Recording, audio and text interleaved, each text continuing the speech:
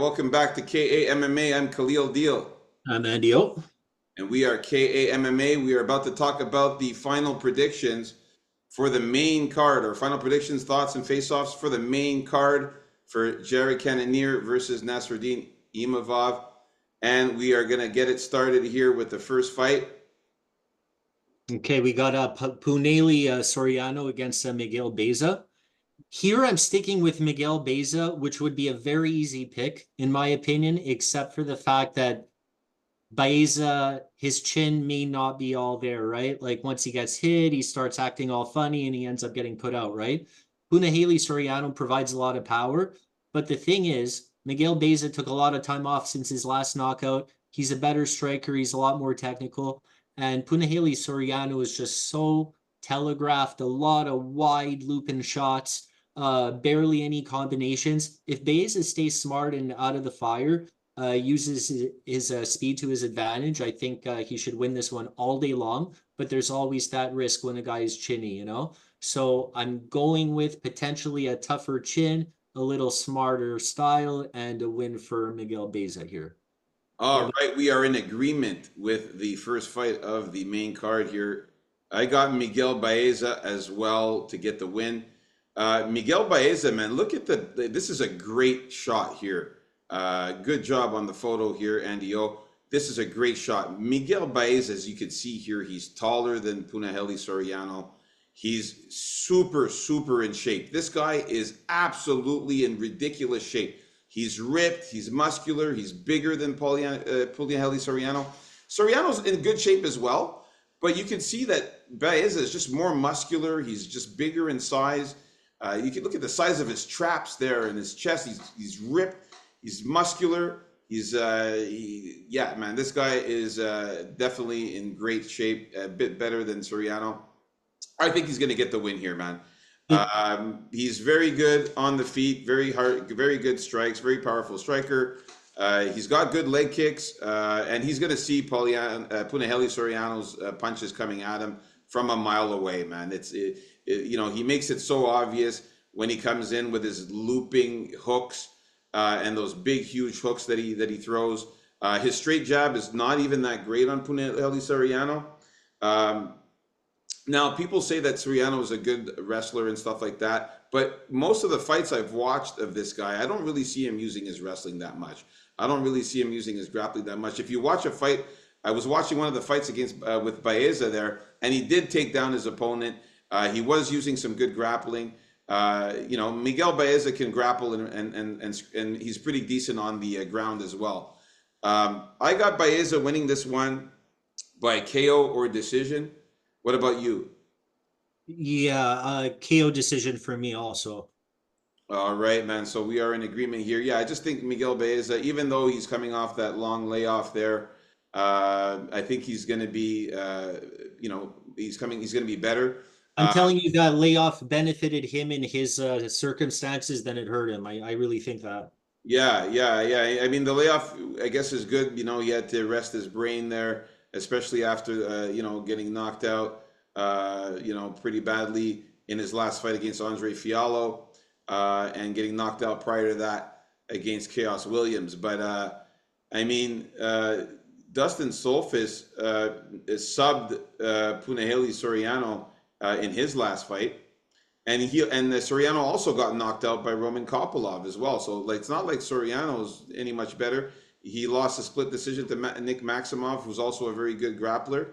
And he lost to Brendan Allen, who's also a very good grappler. So if Miguel Baeza takes Punahele Soriano on the ground, I feel like he's just going to be better on the ground. I think he's going to have a better ground game, more control time. He can do some damage on the ground with some ground and pound. Out of Miguel Baeza's 10 wins, he has 7 wins by knockout. He does have a sub in there and 2 decisions. So, I like the KO decision win for Baeza, but don't be surprised if he could latch up a sub if Soriano's in a bad position there. All right, so moving on up the card to the next fight, we've got Julian Marquez versus Zachary Reese. Now, for this fight, I got Zachary Reese, still sticking to him to get the win in this one. Zachary Reed, look at this picture here. He's way taller than Julian Marquez here, man. You can see that he's much, much taller. I don't know what happened to Julian Marquez, man. I was really disappointed in his body, man. This guy is not the Julian Marquez I remember, who was big, huge, and muscular and powerful looking. Now he looks like, very, very normal, nothing special, doesn't really, not looking really that muscular at all. He lost a lot of mass compared to the way he used to look before. Maybe he was on something before, I don't know. But he is, Very possible. yeah, I mean, he's just not looking like the Julian Marquez that I remember. And Julian Marquez is a finisher, man. He goes in there like a crazy maniac and tries to knock you out or sub you. But man, the way he looks here, I'm not really impressed. I don't think he's going to be doing too much damage this time around. I think Zach Reese looks much better. He's in much better shape, much more ripped, and much more muscular. Julian Marquez doesn't even look ripped anymore. Look, there's no definition and nothing. Like he's not ripped anymore. He just looks like a Yeah. regular guy. No, he looks different, that's for sure. He used to be ripped and huge with muscles and stuff. Now he's got nothing anymore. Like I don't know what happened to him. Like I said, he's probably off the juice or something because he's not the guy I remember. But yeah, Zach Reese, taller guy, looking great. He's in great shape. He's ripped. I really think Zach Reese has this one, man. If we look at the height difference, man, just that alone, man, they're saying he's 2 inches taller. I think he's way taller than that. He's also got a 5-inch reach advantage there. Yeah, so out of Zach Reese's wins, they're all also him. Everything's by finish as well for Zach Reese. He has four knockouts and 2 submissions in his 6 wins. So I think he's going to go out there, get the finish, and I think he's actually going to either maybe knock out Julian Marquez and catch him with a good punch, or maybe even get a submission. And when Julian Marquez tries to shoot, Zach Reese maybe might get him in a guillotine or something. He's definitely live for a finish here for Zach Reese, man. Who you got? Yeah, I'm picking Zach Reese as well. I think he's going to be ready for this one. I think he's going to atone for himself for that loss he had when he got slammed, remember, by Cody Brundage in his last fight. Very fluky loss too, man. Yeah, exactly. Like that's really on the fluky side. And it was his first fight in the UFC. I really think if this guy wants to make something of himself in the UFC, this is one of those fights he has to beat Julian Marquez. And now that Julian Marquez is coming to this fight looking like half of his former self, you don't really know what's up with him. So I think Reese is going to use his movement. His striking's pretty crisp, and I really feel he's alive to get the finish as well, since they both are finishers, and that's what I expect to see out of Zachary Reese here coming up. Yeah, man. And I also kind of noticed that Julian Marquez, I don't know if anybody else gets this, but he just looked like he didn't even really want to be there, man. He just looked like he's just like, whatever, I'm here. Like, he just looks like he doesn't really even care, to be honest with you there. He was giving off some of that vibe, eh? Yeah, he just looked like he doesn't even care. So I don't know, but I know Zach Reese is hungrier and he wants to get this win. So I got Zach Reese, man, to win this one. So we are in agreement in the second fight of the main card. Moving All on. right. So next we got Bruno Ferreira and Dustin Stolfus. My pick is still going to be Bruno Ferreira. I think he's going to come at Dustin Stolfus as he does with like most of his opponents, just like hitting him at every angle, being very, just a very pressure style. Dustin Stolfus is a guy who likes to slow fights down kind of and get into his rhythm. I don't think Bruno Ferreira is going to give him enough time to get to that point without being very hurt. And yeah, this one I predict Bruno Ferreira win by decision or submission. All What right, about man. you? Yeah, I'm definitely in agreement with you here as well. I got Bruno Ferreira to win this one, man. Now, I have to say these guys are both in great shape, both in phenomenal shape. Both these guys.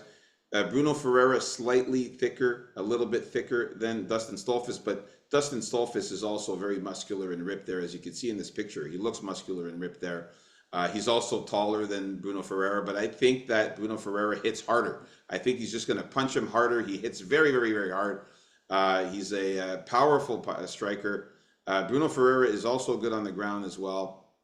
I think he can take down Dustin Stolfus, man, and do some damage there. I think he can land some very powerful strikes on Dustin Stolfus. Now, if we look at the two of these guys, Dustin Stolfus lost 3 out of his last 5 fights. Now he got knocked out by Abus Magomedov in his last loss.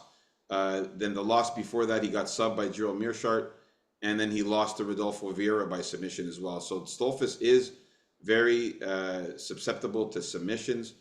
Um, uh, Bruno Ferreira coming off of a won 4 out of his last 5. He knocked out Phil Hawes in his last fight, which was a really nice flying knee with punches there. He did lose to Nursultan Ruzabayev by knockout, but that was that. I mean, Nursultan Ruzabayev is insanely. He's a beast. He's a monster. There's no shame in losing to him. He beat RoboCop. Let's not forget he knocked out RoboCop. He knocked out Leon Aliyu, and also knocked out the fighter before that in the lower level fights, Adriano de Jesus. So I think Bruno Ferreira, man, he's got that power. I think he's going to be able to knock out Dustin Stolfus or sub him. Out of 11 wins for Bruno Ferreira, he has 8 wins by knockout, 3 submissions. So he's also a finisher. He has not won or lost by decision. Bruno Ferreira is going to go out there and finish Dustin Stolfus, I think so. But Dustin Stolfus is also a very good dog. Let's not forget he is a very good dog. We'll talk about that in the betting. But yeah, Bruno Ferreira, I got him winning by KO or submission in this one. I think he's going to get a finish here. All right. Moving on up the card, we got Raul Rosas Jr. versus Ricky Turcios. I got Raul Rosas Jr., man. Not going to talk much about this one. We all know Raul Rosas Jr., what he can do. He's an amazing grappler, amazing on the ground. He's got amazing Brazilian jiu-jitsu, very good submissions. Ricky Turcios, man, he kept his shirt on for a reason, man. The guy looks skinny as fuck. Ricky Turcios really did not look good in the weigh-ins, man. I didn't find he looked good in the weigh-ins. I thought Raul looked much better. I thought Raul was much bigger than Ricky Turcios, and he's more ripped than Ricky Turcios as well. He looks very intense. Both of these guys staring each other down here, but I think Raul is ready to go in this one, man. I think he's gonna take down Ricky Turcios, use his ground game, get a submission in this one. I got Raul Rosas getting a submission on Ricky Turcios. Yeah, both these guys, their striking isn't that great. It's like more of a wrestler against a jiu-jitsu guy here, right? Main problem here is that Turcios is going to be patient down there looking for subs and stuff, and that's going to be very hard to do against a pressure wrestler so heavy on top like Rosas, always looking for subs and cause some damage down there. The thing with Rosas, he also has to remember to like keep his energy. You know, he doesn't want to gas out himself, but I feel he's going to be in a better position to conserve his energy than Turcios here. And I don't know about you, but before every Rosas fight, like you saw how Turcios ran up to him, kind of. Yeah. I don't think many people like Raul Rosas from all his opponents. You know, maybe he rubs people the wrong way. But I don't think that's going to stop him from getting the win here, man. I think he's going to end up getting late third round sub or decision for Rosas. Yeah, maybe a decision. I know Ricky Turcios is pretty tough, man. You know, out of his Ricky Turcios' 3 losses, his 3 losses have come by 1 loss by knockout and 2 by decision. So he hasn't been subbed, but there's always a first time for everything. You know what I mean? I think Rosas is the guy. If anybody could sub Turcios, it's Rosas. And he can also knock him out too. I mean, he has lost by knockout, and Raul Rosas actually did get a knockout in his last win, and he knocked out Terrence Mitchell when he was on top. He was stoppage from ground and pound. So I definitely think that Raul has a chance of knocking him out, but I would go with the subber decision more so in this one. Yeah, I'll probably even lean more towards decision because everyone seems to fight Rosas pretty tough. Like nobody wants to lose to this kid. So I expect Tercios to put up a good fight, but I think Rosas will wind up on top. So that brings us to the next fight here. We got good old Dominic Reyes making another return against Justin Jacoby. Okay, so Dominic Reyes here. I think he's pretty much finished. I think his nose, above all else, can take shots. Forget about his chin. His nose is his weakness.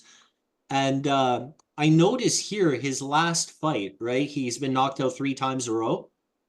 First by Jan Blachowicz, and then against Yuri Prochazka, and then finally by Ryan Spann. They're giving him like kind of credit here, topology, by saying he lost with a power jab to Ryan Spann. He lost to a jab that grazed him. It wasn't a power jab. It was a regular jab. Watch the fight back. Yeah, yeah. It was very weak, man. Yeah, he barely even made contact. Reyes is finished.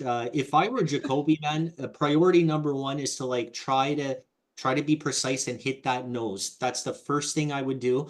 Uh, Also, as usual, keep the distance, use the good kickboxing, hit the legs, and try to surprise Reyes up there into the nose because I'll say it again. I think some fighters, man, you hit them in the nose and it's like their Achilles heel and they will never be the same again. And then you got some guys with like, extremely punchable faces and you look at their nose and it seems to have been broken like 30 times all over the place and it's like half mushed on their face and like that nose isn't going to cause any problems. But looking at Reyes' nose, sorry for this guy, man. That nose is it's the downfall of his career. So I got I'm gonna call Jacoby by knockout here. Nice, man. Yeah, I'm definitely in agreement with you. As this is good so far, all of the fights we are in agreement with here in the main card so far. So yeah, looking good, man. Oh, Uh, also, sorry, with the pick there when they were facing off, I actually thought Reyes would be taller than he is than Jacoby, but they're almost the same height. Yeah, he's not that much taller. I mean, if you look here, I mean, it's 6'4" to 6'3". It's 6'4" for Dominic Reyes, 6'3" for Jacoby. I mean, they're pretty much the same height, man. 4 losses in a row. Dominic Reyes has got knocked out by Ryan Spann by a gust of wind. Uh, got knocked out very badly by Yuri Prochazka. That's the guy that really fucked him up. And then Jan Blachowicz, of course, who fucked up his nose to begin with. And yeah, so, and then the John Jones, we won't even talk about that. And on the Justin Jacoby side, like I mentioned in the early predictions, man, he survived the decision, lost to Alonzo Menifield, and Alonzo Menifield's a crazy, more.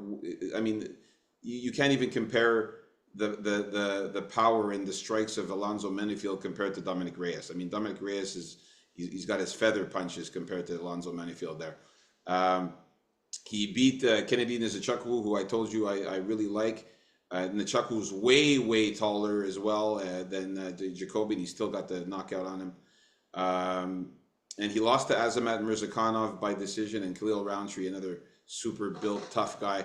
I think Dustin Jacoby smokes Dominic Reyes, puts him to bed, puts him to sleep, knocks him out cold. I think he gets the win here easily. I say maybe a first or second round knockout for Dustin Jacoby. I don't think Reyes is going to last too long in there, man. Yeah.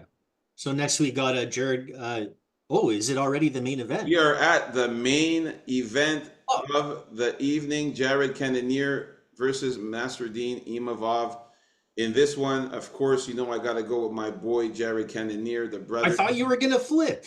I am not flipping in this one, Nice. man. I'm sticking with Jared Cannonier here.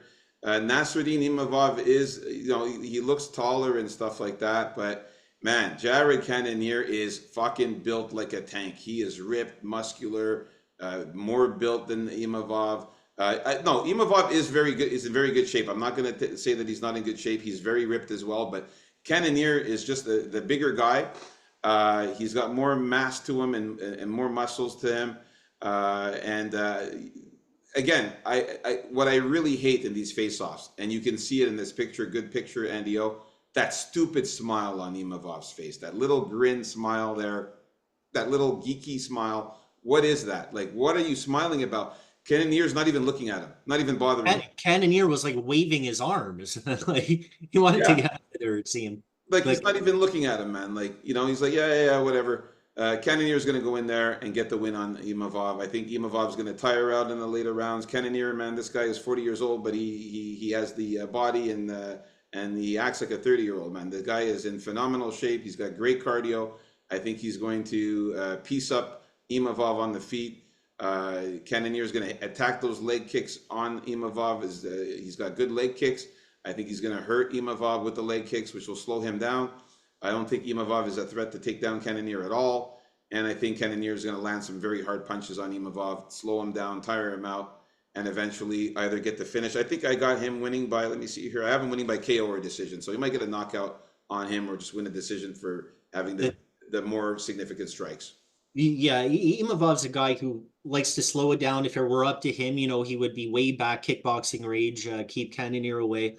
But the problem with Imavov above all else is, he gasses, man. And Cannonier is not going to gas. And I don't like talking about Cannonier's age here. It kind of seems ridiculous to be picking a 40-year-old guy against, how old is Imavov? 28?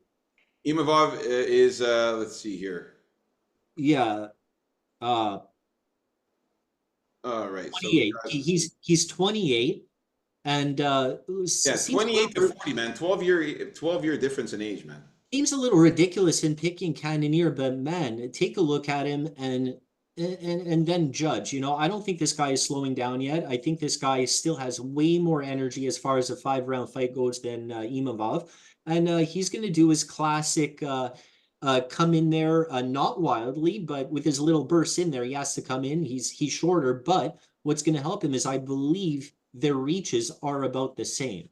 Sorry. Yeah, that's right. As a matter of fact, Cannonier has a 2.5-inch reach advantage. Which I feel can actually help him more than one would think in a fight like this. He's going to be able to maybe find that range and that extra little touch that may otherwise not be there if the reach was the same or if he had less than a reach. All it takes is good range management.